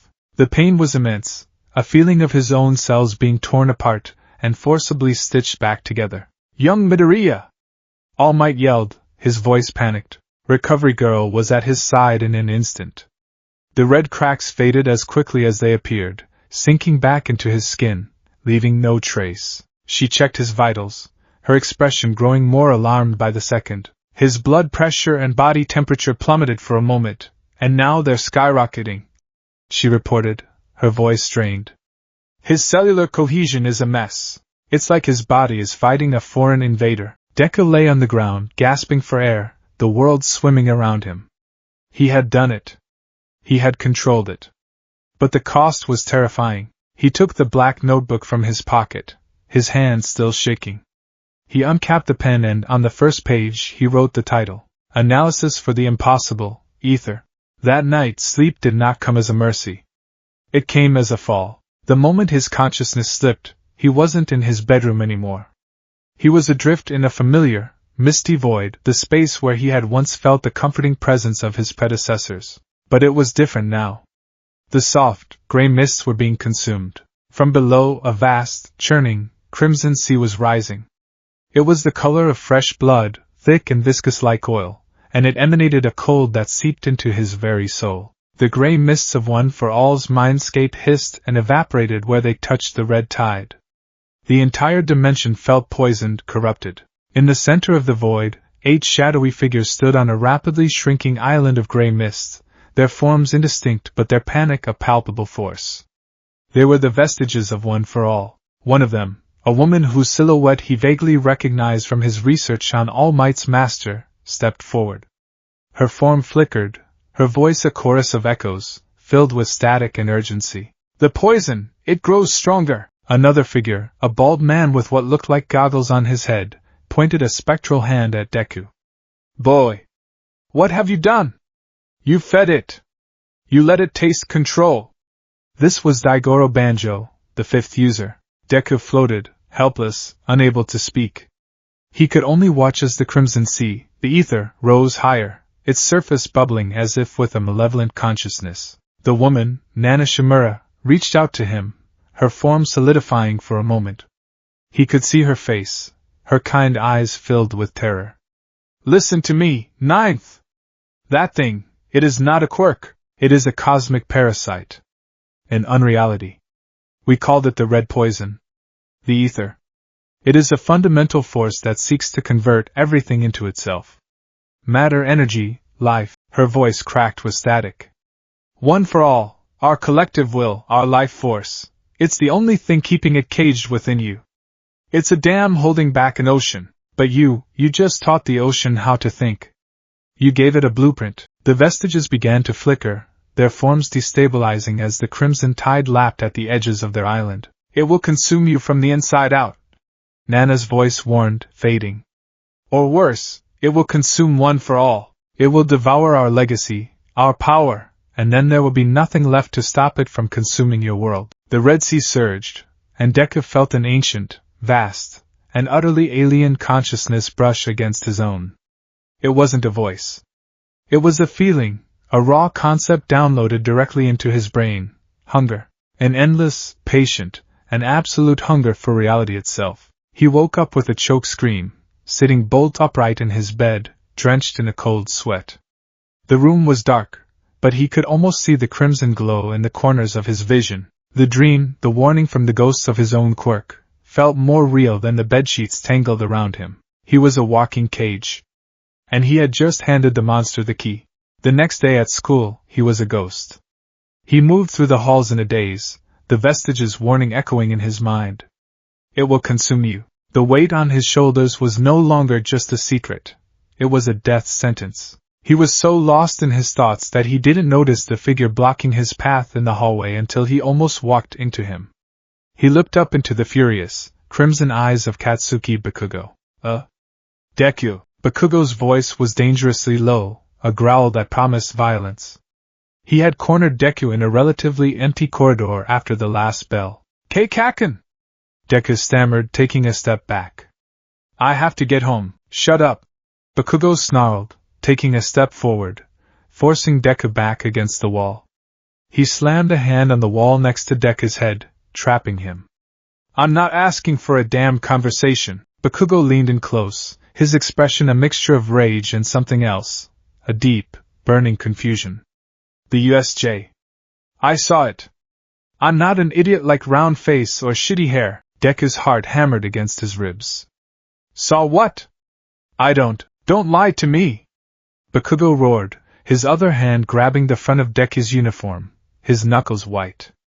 Explosive sparks crackled from his palm, smelling of nitroglycerin. That bullshit super strength quirk you've got? It breaks your bones. It's flashy. It's obvious. But that's not all you have, is it? He leaned closer, their faces inches apart. When All Might was fighting that bird freak, you ran out. And the ground turned to mud. There was no explosion. No impact. It just changed. And there was this red shit. A flash of red light. I saw it. Deku stared, speechless. Of all the people to notice the subtle details, of course it had to be Bakugo, whose entire life had been dedicated to observing Deku's every weakness and, now, his every strange strength. You've been weird ever since you got that damn quirk, Bakugo continued, his voice dropping to a harsh whisper. But this is different. This isn't part of All Might's power, is it? I know his fights. I've watched every video since I was a kid. He breaks things. He doesn't change them. Bakugo's glare was piercing, analytical, filled with a decade of frustrated rivalry. He wasn't just asking about a power. He was challenging Deku's very nature, the fundamental shift in the boy he had known his whole life, the boy who was supposed to be quirkless, pebble in the road, useless Deku. This new, impossible reality did not compute, and it infuriated him. He looked at the terror in Deku's eyes, the pathetic, trembling figure trapped against the wall, and his rage gave way to a raw, frustrated demand for the truth that had been gnawing at him for weeks. He let go of Deku's uniform, but his eyes remained locked on him, pinning him in place more effectively than any physical hold. The question that came out wasn't the one Deku had been expecting. It wasn't "What's your other quirk?" It was deeper, more damning. What the hell are you, Deku? The roar of the crowd was a physical force, a tidal wave of sound that washed over the stadium and vibrated in Izuku Midoriya's bones. The UA Sports Festival was the nation's focal point, a modern-day Olympics where teenagers with godlike powers competed for the chance at a future paved with fame and glory. For his classmates, it was the opportunity of a lifetime. For Deku, it was a crucible. He stood in the waiting room with his classmates, the air thick with nervous energy, ambition, and the faint scent of Bakugo's nitroglycerin sweat. He adjusted the cuffs of his gym uniform, his hands clammy. His mind wasn't on the crowd or the cameras. It was on the conversation he'd had with All Might that morning. "You must make your debut," Tashinori had insisted, his skeletal form hunched over a cup of tea, his voice filled with a desperate urgency. "The world needs a new symbol to look up to, someone to reassure them after the USJ attack. This is your chance, young Midoriya, to stand up and say I am here." Deku had simply nodded, his gaze distant. How could he explain it? How could he tell the man who had given him everything that he was terrified of the very gift he'd been given? One for all, the sacred torch, had become the furnace that threatened to ignite the cosmic bomb strapped to his soul. The vestige's warning echoed in his mind, a constant, chilling refrain: "You fed it. It will consume you." The crimson power, the ether, was no longer a dormant passenger. It was awake, it was aware, and it was hungry. Every time he used One for All, he felt the ether surge in response, straining against the cage of his predecessor's will. The USJ had been a wake-up call. He couldn't just be a cannon anymore. Blasting his way through problems with self-destructive smashes would not only destroy his body, it would strengthen the parasite within. He needed a new way. His gaze fell to the plain black notebook tucked into the waistband of his gym pants. Analysis for the impossible, ether. He'd spent every spare moment, since the meeting with Nizu in its pages, not analyzing heroes, but trying to understand himself. The test in training ground gamma had been horrifying, the pain immense, but it had also been illuminating. The power wasn't about force. Forcing the steel cube to bend had almost torn him apart. He'd spent the last week in late-night sessions of meditation and quiet, terrifying experimentation. He'd started with a glass of water on his desk. He hadn't tried to throw it or freeze it. He had simply looked at it, his mind tracing every concept he knew. H2O. 2 hydrogen atoms, 1 oxygen. Covalent bonds. Polarity. Surface tension. Viscosity. He visualized the molecules, the forces between them, the way gravity pulled them down. Then, with a soft focus of will, he hadn't commanded it. He had suggested, "For this one drop, the bond to the rest of the water is weaker. For this one drop, gravity is a less convincing argument." The first 100 attempts had resulted in nothing but a splitting headache, and a nosebleed that stained his pillow. But then, on the 4th night, it happened. A single, perfect droplet lifted from the surface of the water. It trembled in the air for 3 seconds, a tiny, shimmering sphere of defiance against the laws of physics, before plopping back into the glass. The effort had left him dizzy and nauseous, but it was a victory. That was the key. One for all was a verb, loud, active, and powerful. It was the action. The ether, he was beginning to realize, was the grammar. It was the quiet, underlying structure of reality. It didn't yell, it edited. To use it, he couldn't just command the world to change. He had to understand the sentence he was trying to rewrite. "First years. To the field!" President Mick's voice boomed over the intercom, snapping him out of his thoughts. This was it. He couldn't rely on the destructive, uncontrollable power of One for All.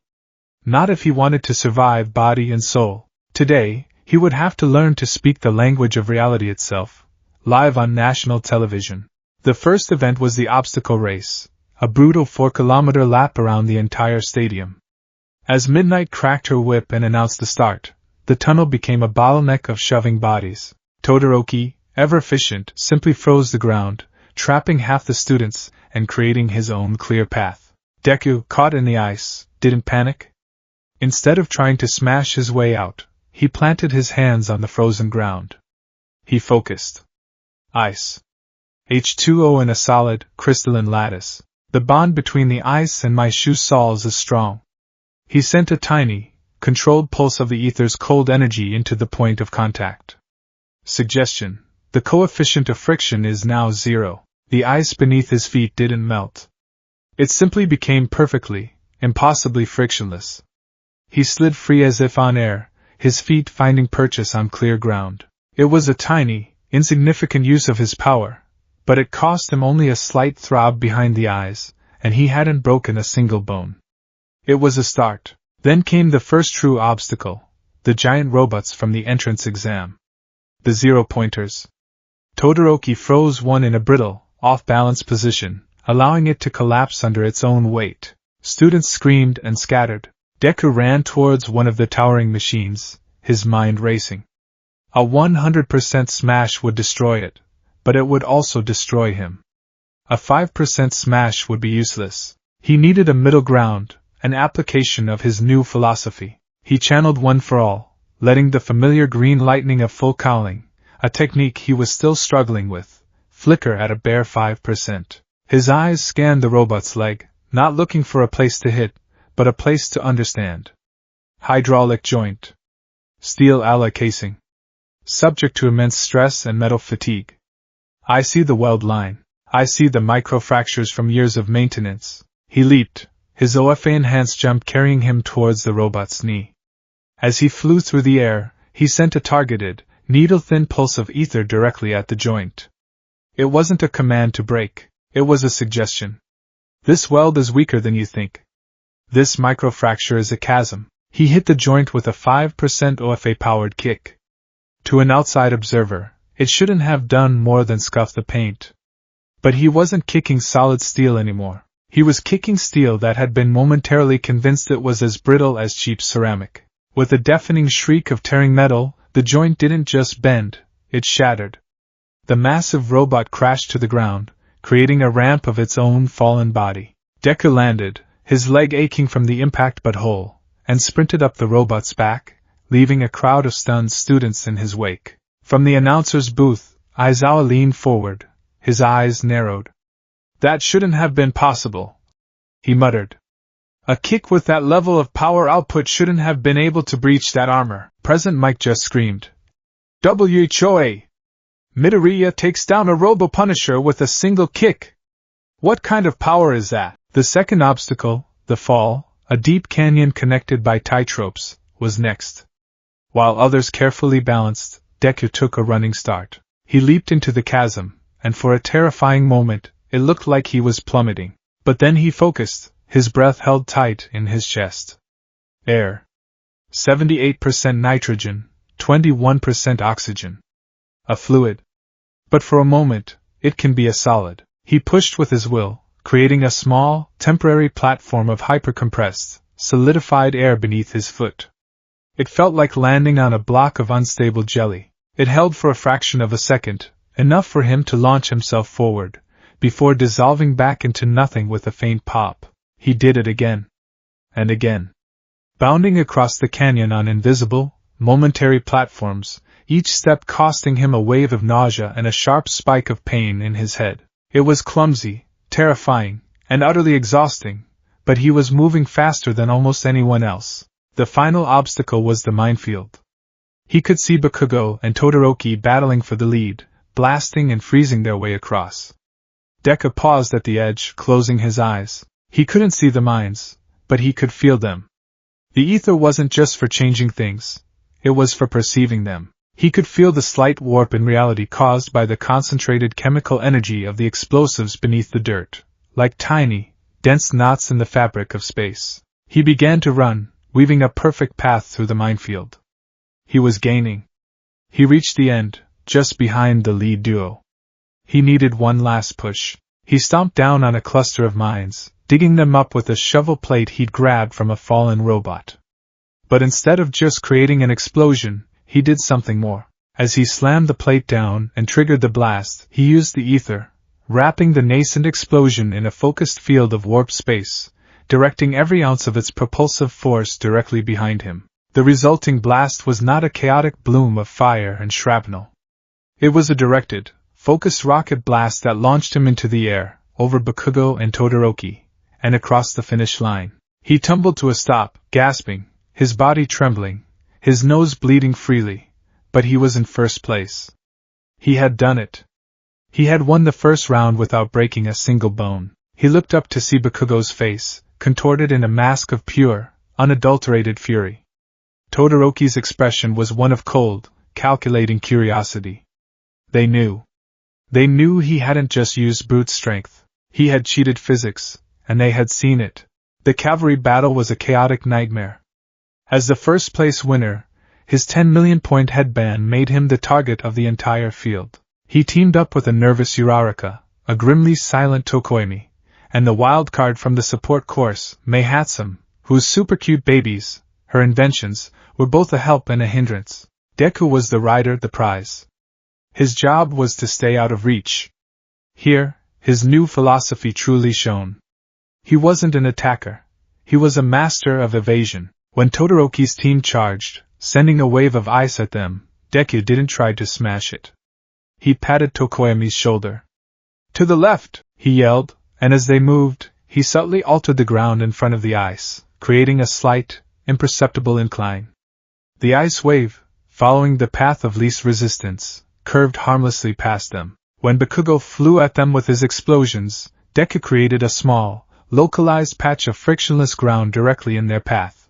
Ida, the engine of their team, slipped, his charge faltering for a crucial second, giving them time to dodge. He was the ultimate support player, his mind constantly analyzing, his power a scalpel, not a sledgehammer. He made tiny, unnoticeable edits to the battlefield, increasing the air resistance in front of a projectile, making a patch of ground slightly stickier, subtly bending the light to make them harder to track. Each use was a drain, the headache a constant, pounding drum, the nosebleed a slow, steady trickle he had to keep wiping away. They survived, clinging to their points by a thread, thanks to Tokoyami's dark shadow and Uraraka's quick thinking. But Deku knew he was living on borrowed time. His subtle tricks wouldn't be enough in a one-on-one fight. His first match was against Hitoshi Shinso from General Studies. The boy with the brainwashing quirk. "The moment this match starts, don't answer him, no matter what," All Might had warned him in the hall.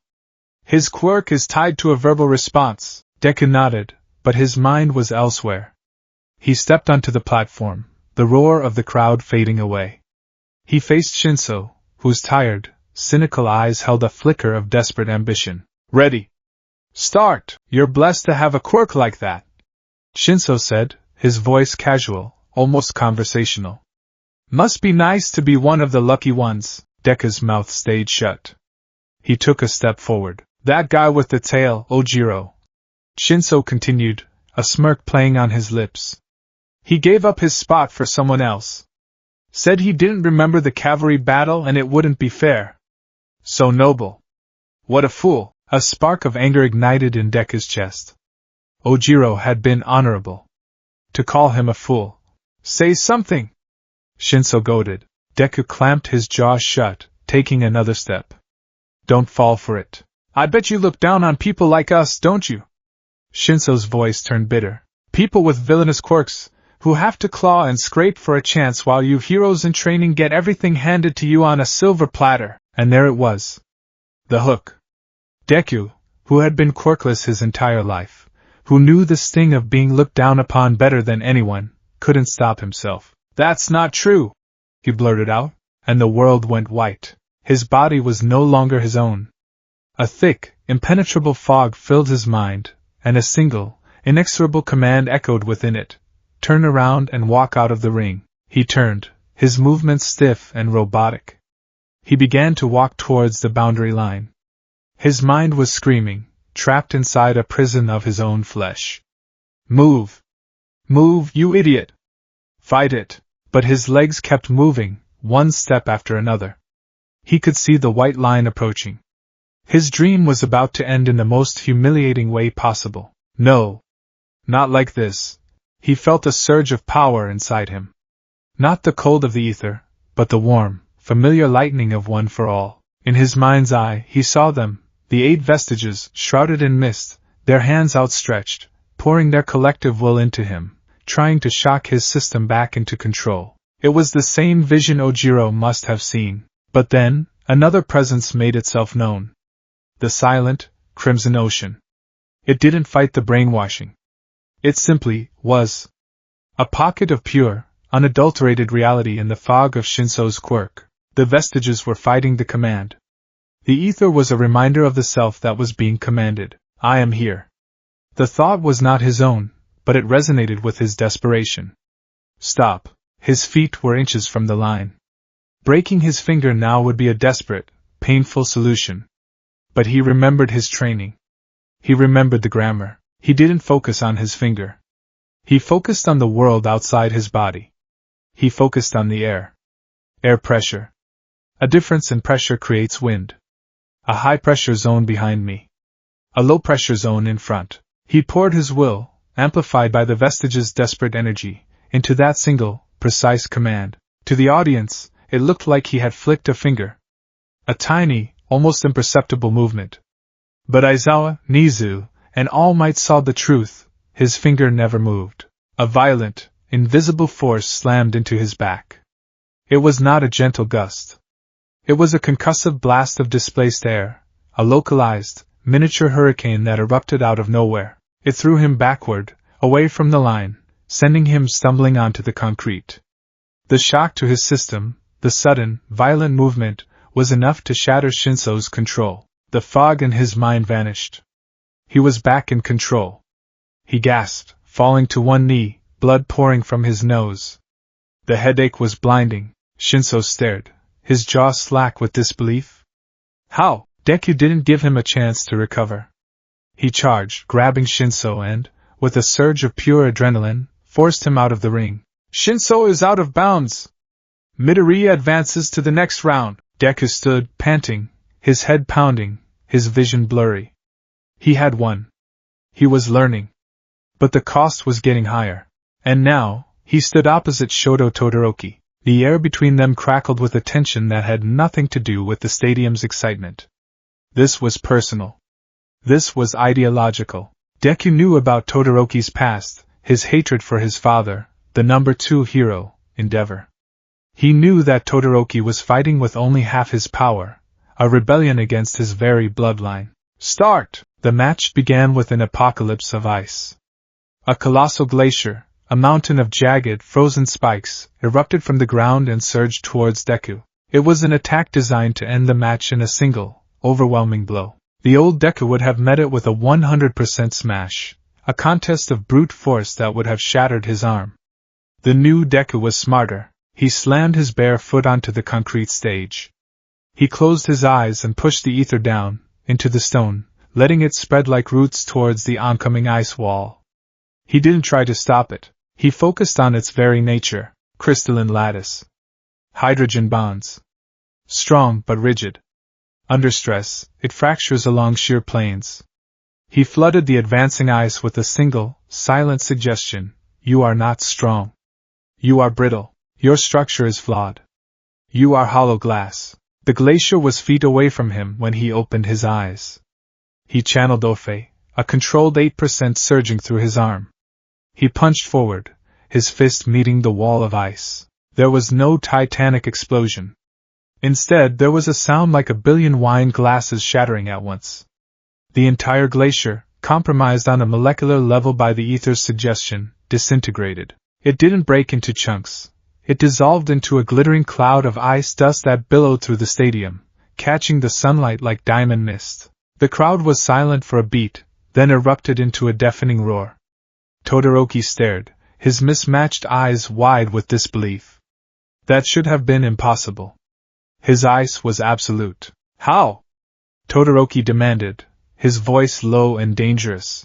Deku just stood his ground, his fists bleeding where some of the ice dust had abraded his skin, his head throbbing. He had to end this.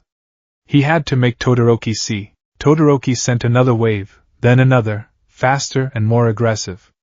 Deku, now a whirlwind of green lightning, dodged and weaved, using tiny, controlled bursts of ether to compromise the ice's integrity, allowing him to shatter it with flicks of his fingers and controlled kicks, his body screaming in protest at the dual strain. He was getting closer. He saw an opening and charged. Todoroki, frustrated, finally unleashed his left side. A torrent of brilliant orange flame erupted from his arm, a roaring inferno meant to keep Deku at bay. Fire. Not matter, but a chemical reaction. Energy. How could he possibly stop it? Combustion requires 3 things: fuel, heat, and an oxidizing agent. His analytical mind screamed the answer. Oxygen. He was already in motion, running directly into the firestorm. He didn't have time to create a perfect vacuum.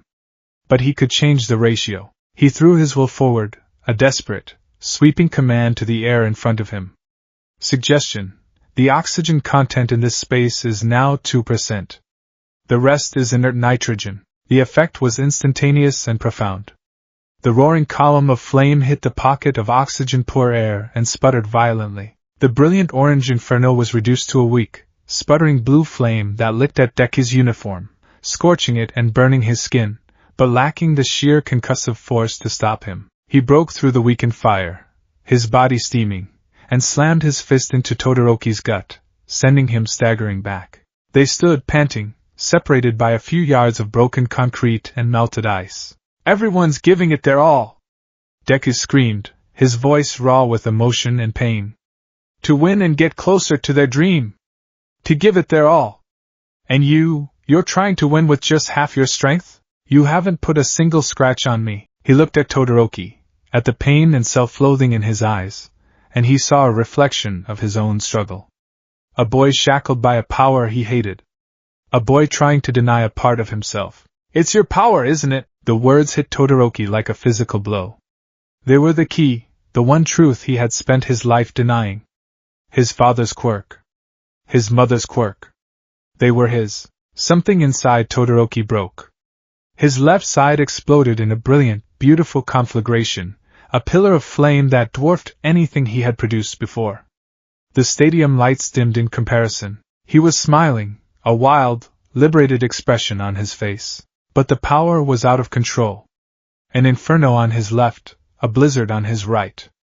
The two opposing forces met in the middle, creating a volatile, catastrophic instability. An explosion was coming, one that would engulf the entire arena. Cementos and Midnight were already moving, but they wouldn't be fast enough. Deku saw it. The swirling vortex of superheated air and sub-zero particles. He saw the horrified faces in the crowd. He saw his friends. There was no time for subtlety. No time for grammar. He needed a verb. The biggest verb he had. He charged, channeling 100% of One for All into his right arm.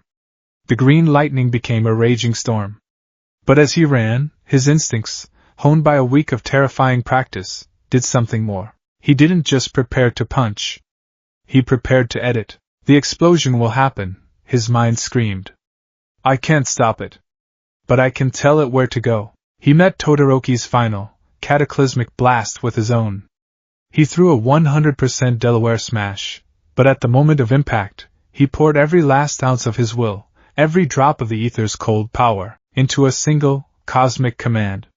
He didn't try to weaken the explosion. He created a path. A channel. A vertical vector in the fabric of spacetime itself. Go. Up. The two forces collided. The result was not the spherical, stadium-destroying detonation everyone expected. Instead, reality buckled. The explosion, denied its horizontal expansion, was funneled. A pillar of pure, apocalyptic energy, a swirling vortex of fire, ice, and raw kinetic force, erupted vertically from the center of the ring. It shot into the sky like a geyser from hell, so high it seemed to touch the clouds, a raw, screaming testament to impossible physics. The shockwave that hit the stadium was immense, but it was just the aftershock. The primary blast had been vented harmlessly into the stratosphere. In the center of the ruined ring, Todoroki was blown back, unconscious, into a wall of ice Cementos had managed to erect. Deku stood for one single second in the eye of the storm. His right arm was a shattered, mangled ruin, the bones turned to powder. But the backlash from the ether was worse. His entire body felt like it was unraveling, the red, glowing cracks spiderwebbing across his skin, not just on his arms, but his chest, his legs, his face. It was the universe demanding payment for the crime he had just committed against its laws. Then, he collapsed, a broken puppet with its strings cut. The last thing he saw before the world went black was All Might's horrified face. He had saved the stadium. He had saved his friend, and it looked to all the world like he had done it with nothing but a heroic, self-destructive punch. The world faded back into the familiar smell of antiseptic and the gentle, humming glow of the infirmary. Recovery Girl was sighing, a sound of profound exasperation. I swear you boys are trying to kill me, she muttered, planting a kiss on his forehead. The healing energy flowed through him, but it was sluggish, fighting an unseen current. Your body, it's like trying to patch a ship that's actively trying to dissolve. Later, All Might visited, his face a mask of pride and deep, deep terror. You were incredible, my boy. Truly. You saved everyone. But the cost, I had to, Deku whispered, his body a single, unified ache. I'm learning, All Might. How to control it all. All Might didn't know what to say. He just placed a large, warm hand on Deku's shoulder. The gesture was meant to be comforting, but Deku could feel the faint tremor in his mentor's hand. Miles away, in a dark bar illuminated only by the glow of monitors, a man whose face was a mass of scar tissue watched the replay of the fight for the 10th time. Life support systems hissed and whirred around his throne-like chair. Dr. Garaki stood beside him, nervously polishing his glasses. All for One leaned forward, his lipless mouth pulling into something that might have been a smile. The other fools saw a powerful punch. The heroes saw a noble sacrifice. He saw the truth. He pointed a finger at the screen, at the moment of the final explosion. There, Doctor. Look, on the screen, the blast vector was a perfect, vertical column. The environmental damage to the stadium was shockingly minimal for an energy release of that magnitude. It was wrong. It was beautifully, impossibly wrong. The kinetic and thermal energy calculations do not align with the observed blast radius. All for One mused, his voice a synthesized rasp. The boy's quirk, One for All, is a blunt instrument. It breaks things. It does not persuade them. He looked at the footage of Deku shattering the glacier, of the fire sputtering out in front of him. He saw the subtle wrongness that everyone else had dismissed as part of a flashy quirk. That boy, it's not just One for All.